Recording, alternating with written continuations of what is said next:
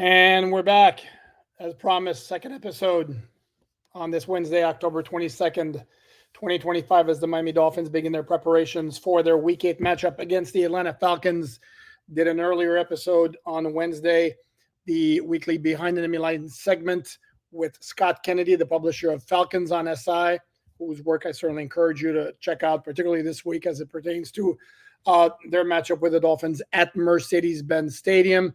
Shortly after we finished taping, we got, we got the news of a significant roster move involving the Dolphins. That, of course, being tight end Darren Waller being placed on injured reserve. And we're going to dive into it, tell you all about the first injury report of the week, including some good news for Jason Marshall Jr., more concerns at tight end. Interesting news from the other side as well. We'll talk about some trade whisper stuff and some of Tua's comments during his weekly media session. Before we dive into it, as always, friendly reminder to please like, subscribe, comment, share, all that good stuff. Check out the podcast wherever you get your audio podcasts, whether it be Spotify, Apple, and all of the other good ones out there. And lastly, but certainly not least, please check out the written content, all for free, at MiamiDolphinsOnSI.com. So, Darren Waller, and I know a lot of fans are just, yep, shocker, knew this was coming, it was going to happen sooner or later. And unfortunately, yeah, that was one of the issues with Darren Waller when the Dolphins made the move to acquire him in the trade with the New York Giants over the summer in exchange for a swap of late round conditional draft picks. There was no really price involved there in terms of the compensation. The financial consideration is very modest as well.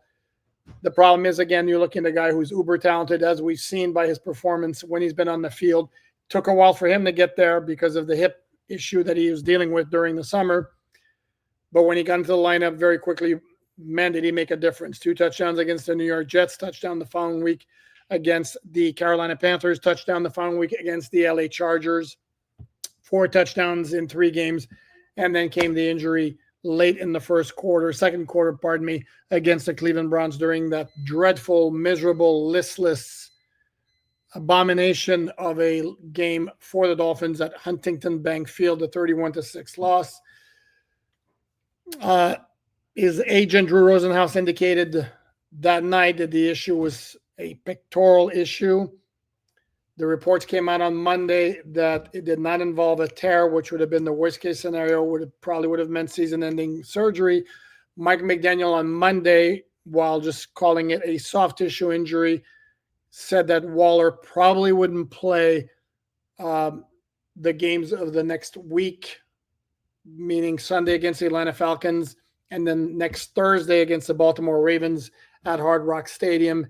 He did not say anything beyond that, which is why the news on Wednesday came as a little bit of a surprise. We do not have an indication yet as to exactly how severe it is, whether it's season ending, whether maybe that there was more imaging done and it did turn out to be a tear. We do not know. Mike McDaniel already had spoken to the media on Wednesday, and since he had divulged this information about Waller on Monday, there was really no need to expect anything different would pop up on Wednesday, such as a move on IR. And certain teams volunteer upcoming moves. Other teams don't. And the press release came out about an hour and a half or so after McDaniel spoke. He didn't mention it, but there came the news. McDaniel is not speaking on Thursday because Thursday is coordinator day along with a couple of assistant coaches. Obviously, we will ask him on Friday morning whether or not this is going to be a season-ending injury or whether there's a chance Waller comes back later on in the season. At this point, yes, I know probably won't make a difference anyway in terms of the Dolphins' fortunes, considering they're sitting at 1-6, and right now the biggest focus around the team is whether they make a coaching change during the season or after the season. When do they start planning everything for 2026 as opposed to trying to win games? They're still in trying to win games mode. They do have, and again, I know I'm going to get pushback for this, they do have in their recent history a 1-7 start that turned into 8-7, ultimately wound up 9-8. That was just 4 years ago. Not saying it's going to happen, not saying it's likely, not saying it's even remotely likely, but it's not impossible. And if the Dolphins do put themselves in that situation, again, highly unlikely, certainly would help to have Darren Waller back. For those wondering, there is no such thing as season-ending IR or non-season ending IR anymore in the NFL. It used to be actually that you went on IR, you were done for the season, regardless of when you were placed on IR. The NFL amended the rules to where then you could have 8 players after the cuts to 53, 8 players placed on injured reserve subsequent to that be able to return. The rules were changed. It was last year, I think it was. At the time of the cuts to 53, teams are allowed on that day to designate 2 players at that time to return from IR, which helps with roster composition. You don't have to expose 2 guys to waivers if you're going to, where if the deal was you would get your 53, next day you put guys on IR with the idea they're going to come back, but then that forces you at the time of the cuts of 53 to waive 2 guys that you would bring back and expose them to waivers. Now you don't have to do that with 2 guys. The Dolphins did that this year with Jason Sanders and Ethan Bonner. Of course, Jason Sanders still remains on IR, but that's a different story. And then once the season has started, the Dolphins now have placed, I believe it's 4 players on IR, 5 if you can. But Tyreek Hill is one of them. Obviously, he's not coming back considering the severity of his injury, but he wasn't placed on season-ending IR. He was placed on IR. James Daniels, Austin Jackson were placed on IR after the Week 1 loss at Indianapolis. They've been eligible to come back after 4 games. That's Week 5. We're heading to Week 8. They're still on IR. They still have not been designated to return. And now Darren Waller joins them. Jason Marshall Jr. was placed on IR, I believe, after Week 3 on Wednesday. Today, he was designated to return. He practiced. So now the Dolphins have a 21-day window to activate him and put him on the 53-man roster. And if they do that, obviously they would have to make a move to create a roster spot, which the Dolphins had to do when they put Darren Waller on IR, and they filled his roster spot by signing off the practice squad fellow tight end Greg Dulcich. If you remember the name, he's the guy who was with the New York Giants, formerly with the Denver Broncos, 3rd-round pick out of UCLA back in 2022. A lot of fans were kind of high on him, had a really impressive preseason for the Giants. Some surprise out of New York that he wound up not making the 53. He declined an offer to re-sign to their practice squad. The Dolphins signed him to their practice squad. And now they have signed him to the 53 to take Dulcich's spot on the 53. The Dolphins signed Chris Myrick, who's bounced around a bit, was on the practice squad. Pardon me, he was in training camp with the Dolphins for a couple of weeks this summer. And the Dolphins also have Aiden Ritchie on the practice squad. But back to Darren Waller. So him going on IR means at minimum he has to miss the next 4 games, Atlanta, Baltimore, and then the Week 10 game against the Buffalo Bills at Hard Rock Stadium, and then the game in Madrid, Spain, the first ever regular season game in Spain against the Washington Commanders. The injury, if we are to believe Drew Rosenhaus, and there's no reason not to believe him, again, is a pec. There are varying degrees of pec injuries, as we've seen with the Dolphins this year. A lot of times a pec is a season-ending injury. With James Daniels, we saw he was injured in the opener 3 snaps in. We're heading into Week 8, and he still hasn't returned to practice. Don't know. Mike McDaniel has not given any sort of timetable for his return. All that happens is we ask him every week at the beginning of the week, is this the week one of your IR guys returns to practice? And basically the answer now is not this week. So don't know exactly when he's going to be coming back, but it's not this week. And in the case of Aaron Brewer, he's been dealing with a pec injury for the past 3 weeks. He hasn't missed a game yet. So again, with Darren Waller, there's absolutely no way of knowing at this particular time just the severity of the injury, whether he'll be back in 2025. Given his injury history, however, nobody would be faulted to suggest that maybe this is it. That's the end of his season, and maybe the end of his tenure with the Dolphins, maybe the end of his career. Remember, this is a guy who was retired in 2024, came out of retirement to play for the Dolphins. Boom, dealing with the hip issue at the start of training camp, begins on PUP, finally gets activated off PUP at the end of training camp, misses the first 3 games, and to this day well, not anymore since he's on IR, but up until the game against Cleveland last week, still remained on the injury report every single solitary week with the hip issue, always limited in practice, never got into a full practice with the Dolphins. So again, it's fair to think that all scenarios are at play here. And if it winds up being it, yeah, I can hear the whispers right now, and nobody would be wrong to say, here we go again with signing another guy on his last leg, so to speak, and it not panning out. We can look back to Arian Foster. It didn't work out. Jordan Cameron didn't work out. Julius Thomas, it didn't work out. Chris Carter in 2022, it didn't work out. Maybe I'm forgetting some, but it's a long list, and those types of moves, generally speaking, have not worked out for the Dolphins. This was another one of those, and there was nothing wrong, as I've said before on this podcast and in writing, about the Dolphins making the move to acquire Darren Waller, considering, again, the price was so low in terms of draft compensation and in terms of financial considerations.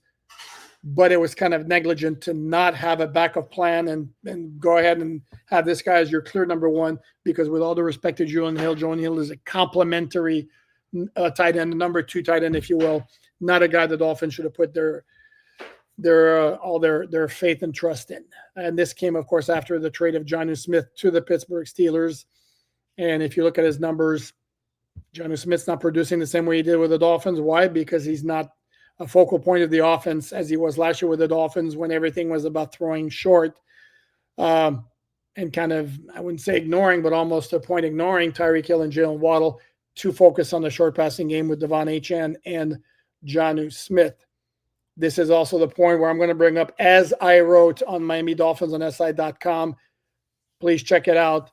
The Dolphins could have gotten any of two really, really good-looking rookie tight ends who have made immediate contributions and whose performance has not necessarily been that big of a surprise. There was a third one I didn't mention in my story here, which is called Tracking Tight Ends the Dolphins Missed Out On, or something to that effect.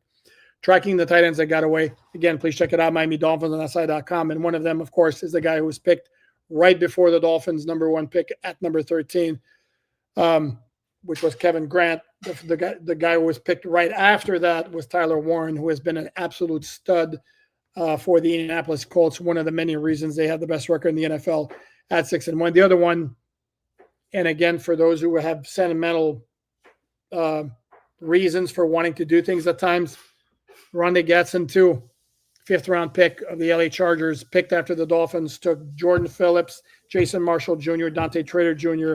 in the fifth round. Rondé Gatson, too, had 7 catches for $163, I want to say, against the Indianapolis Colts on Sunday. By the way, the Dolphins' record for most receiving yards in a game by a tight end is 130.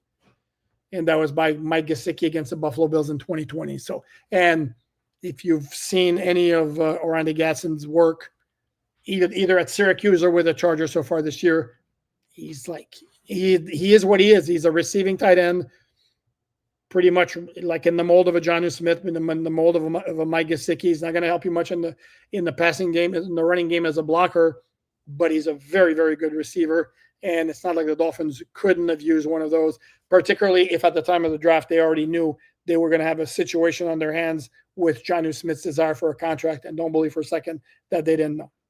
So that was a whiff, and Dolphins easily could have taken one of those guys. And the other one is also Harold Fannin Jr. out of Cleveland, also very, very good-looking rookie receiving tight end and receiving specialist, and the Dolphins easily could have drafted one of those two guys, although Fannin, I think, went earlier, so maybe not Fannin, but that's why I focused on the Rondé Gatson, too, in the story. With Warren, the argument for drafting him was you'd be set at tight end for 10 years with somebody with the potential to be like an elite all-around tight end. With Gatson, you're looking at a fifth-round pick, which is not a major price for somebody who should be a very good receiving tight end from the start and for several years. And it was going to be a need based on what was going on with Jonnu Smith. And then the Dolphins still could have made the trade for Darren Waller had they wanted to. And then they would have had, let's just say that Rondé Gatson, too, probably would have made the team over Tanner Conner if the Dolphins were going to keep 3, and Julian Hill was going to be the third. So anyway, opportunity missed. So I mentioned Jason Marshall Jr. a little bit earlier. As I mentioned, he was back at practice, designated to return. He was listed as limited on the injury report. I would not suspect he would play against the Falcons. Usually that takes like more than 3 days of practice for a guy to come back. But obviously it means he's on the way back. The Dolphins want to get him in the lineup, which makes sense. There's a lot of player evaluation that needs to be done with the young guys for the rest of the 2025 season. And the focus might shift entirely to that if something happens with Mike McDaniel, A, or B, once the Dolphins get mathematically eliminated from contention. And the fact that we're talking about that impending scenario on October 22nd, yes, it's pretty damn depressing. So the rest of the injury report highlighted, or lowlighted, I should say, by another issue at tight end. Julian Hill, the aforementioned one, is an ankle injury. He did not practice. If you recall, it was a play in the second half where got up slowly, was holding his right ankle, I want to say. And if he doesn't play, again, it's early in the week. There are 2 more practices, so I certainly don't want to rule him out just yet. But in the event that he can't go against the Falcons, then we would be looking at the likelihood of either Hayden Rucci or Chris Myrick being elevated from the practice squad to join Tanner Connor and Greg Dulcich in that role. Elijah Campbell continues to deal with his quad, as hopefully the noise in the background is not going to become too bothersome over here.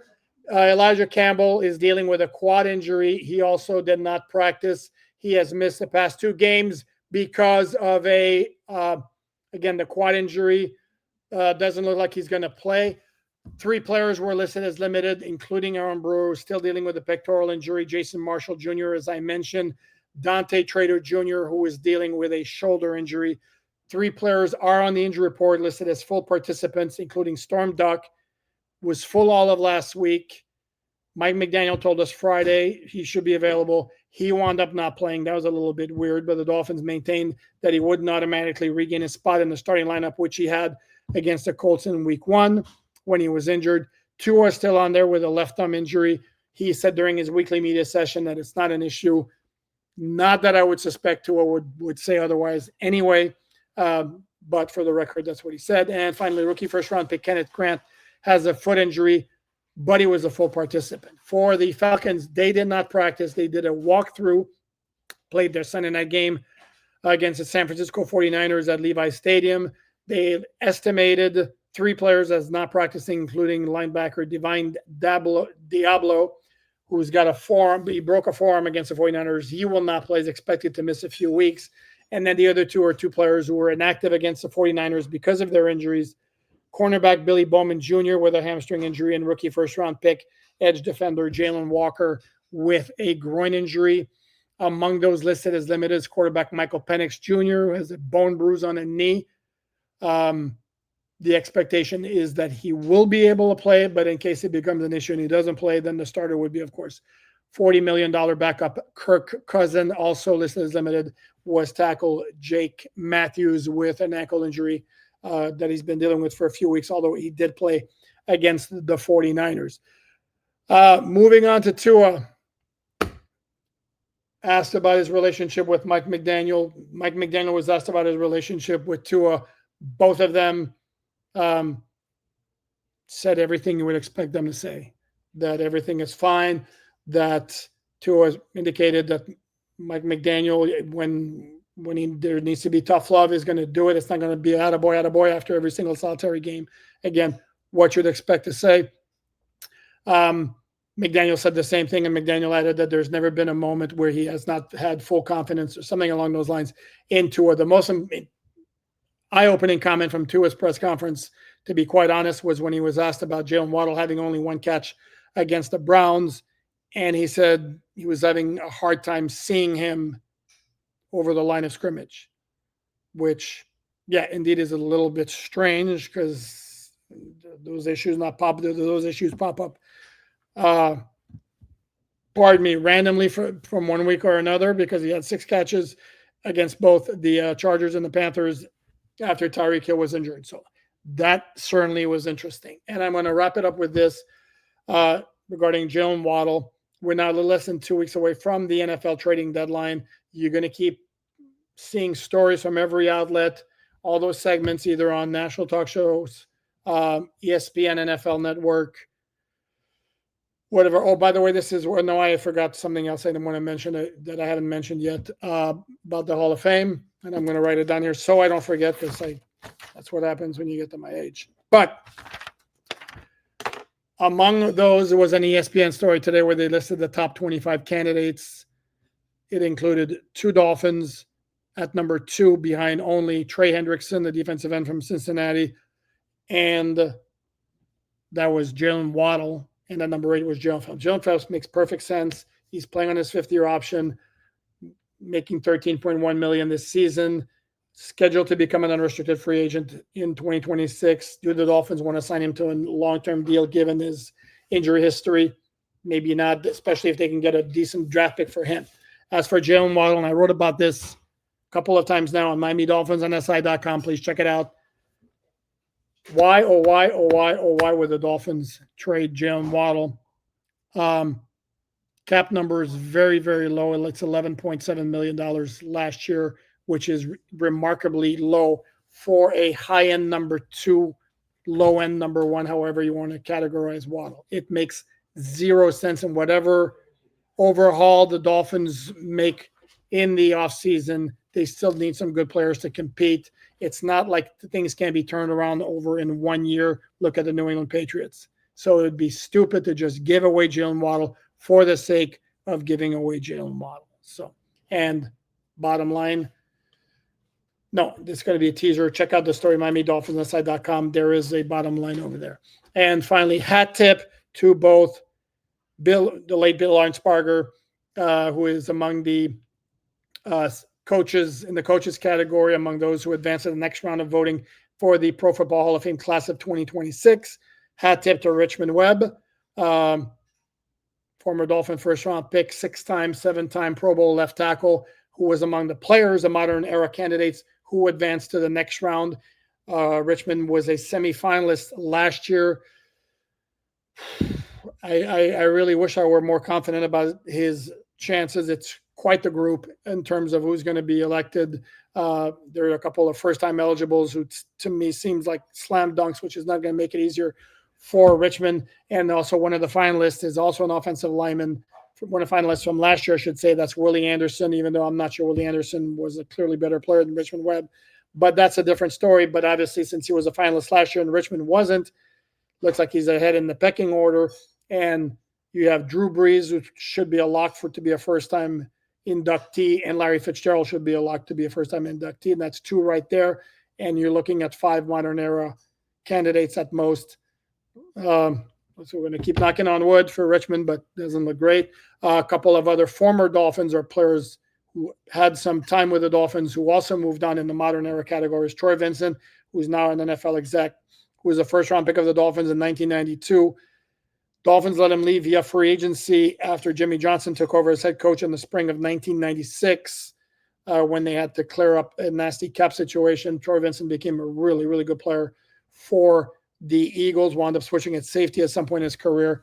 Good player. And then the other one is Frank Gore, the ageless Frank Gore, who is a borderline first-time guy, considering how just consistently productive he was. The issue with Frank Gore being a slam dunk first-time inductee is, was he ever a top 3 in any season? Don't know. He was just top 10 every single year for like forever. Even with the Dolphins in 2018, he actually had some success. So we shall see how it plays out. We're probably looking another month or so before the next round is decided upon, at which time we're going to be dealing with the semifinalists. Hopefully we see all 3 of those guys, most specifically Richmond Webb, advance to the next round, but we shall see.